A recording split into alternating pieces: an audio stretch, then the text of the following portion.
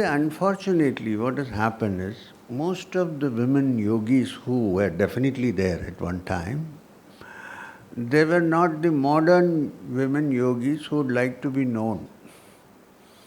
So many of them have kept themselves unknown and quiet and done their job. That's one reason why we don't hear much. However, it's not that we don't hear. There have been great yoginis like Gargi. The great Rishi Gargi, in the Upanishads, challenges Yajnavalkya and says, answer this question or else your head will fall off. There have been such yogis. Please remember that it was a deliberate attempt by women of those days not to be outside and present themselves, but work on. For instance, many of the great rishis, their mothers were such advanced beings that they became advanced beings. They're unknown, they're not. That society was different, where the women did not flaunt their capabilities.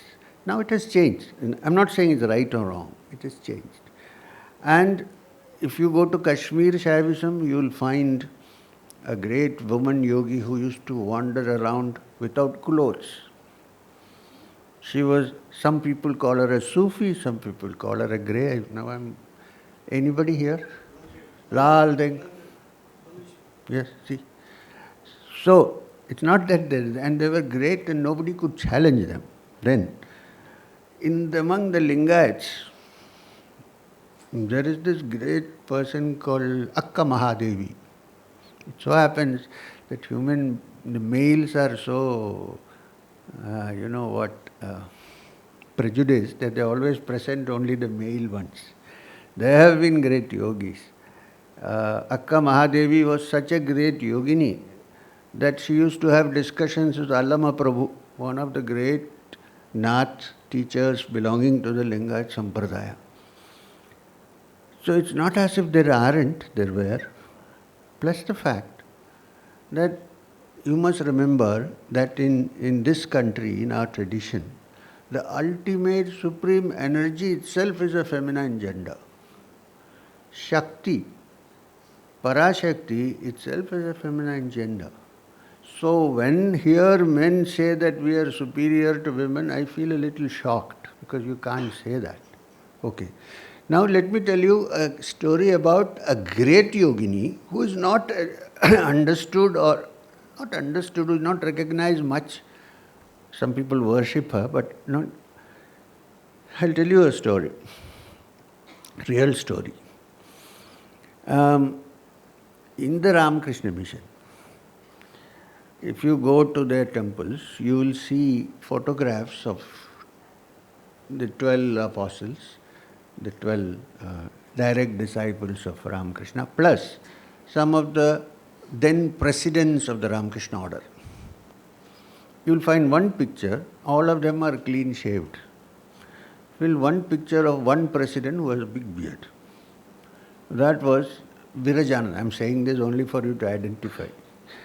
Virajananda. Swami Virajananda was a direct disciple of Swami Vivekananda. So when all the direct disciples passed away, he became the head because he was Swamiji's disciple. And he was there for quite some time. So therefore he was initiated by Swami Vivekananda. After some years, he felt like Vyasa felt after writing the Brahma Sutras. He felt a little bit dry and emotionless and something was happening which he didn't like. It was becoming more intellectual. And so what to do? He can't go to anybody. All the direct disciples have passed away. He is the senior most and he is a disciple of Swami Vivekananda. What did he do? So he thought about it. He remembered Sharada Devi was still alive. She lived for a long time, very long time. So she was living in Entali in the Advaita Ashrama. So he went to see her and he said, maybe she will answer my question. He was a sannyasin, right? He was wearing the robe. So he went there and tried to do pranams and she said, no, I am a householder. You cannot do pranams. Okay, sat down. Then he said, so what is it, child? Why have you come? Bearded child. And he said, you know, mother, I have this problem. She never taught anybody, mind you. She never preached, she never taught, she never wrote books. I'm meditating, but my mind has become kind of dry. There's no feeling, like a dead. She started the conversation by saying, look, I don't know anything about this. I don't know anything about this. But I have lived with Thakur for many years. So therefore, I feel, I'll ask you a question. I said, okay. So Naren initiated you, Swami Vivekananda initiated, yes. What center did he give you for meditation?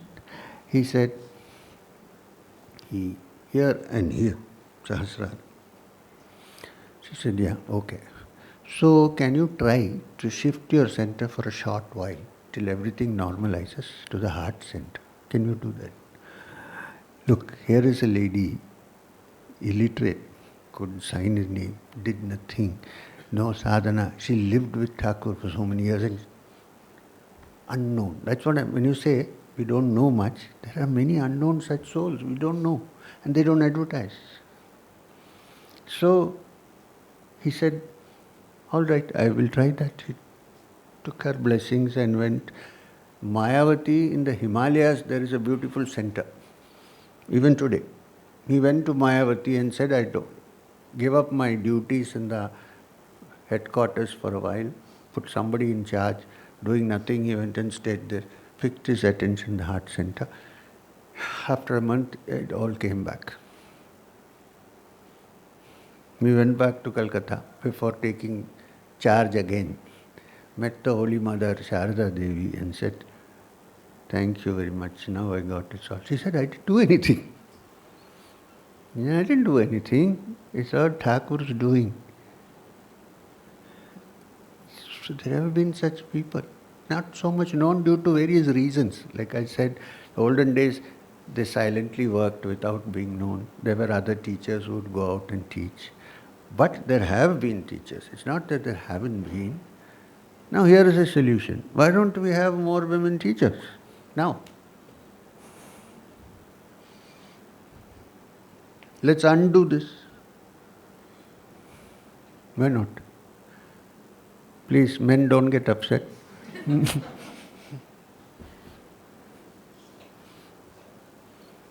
fact, I think there was one disciple of Shirdi Sai Baba, Upasini Maharaj. Upasini Maharaj was instructed by Shirdi Sai Baba to go and establish an ashram for women somewhere close by. So he went away from Shirdi and established an ashram there. I don't know the name of the place. Sakori. There the women were taught how to chant the Vedas. They did all the homas and the people were very upset. The men said, how is this possible? You're not even supposed to chant the Gayatri. How is that? But he persisted. He did. And even today if you go there, they don't allow men to stay there for the night. Except in rare instances. They asked me to stay for the night. I said, no, I'm going. But when they perform the homa, it's very interesting. They only do it. There is no man there. Why I'm saying this? That Shirdi Sai Baba realized that times are changing and a change has to be brought about, and therefore he entrusted him to start this. So I'm saying, why don't you do that? Not start an ashram. I'm fed up of ashram, I said, but you will try to develop so that tomorrow nobody will ask, how come there was Julie here? I'm sorry. And still you didn't recognize her. So, sorry, I'm joking. So, something like that.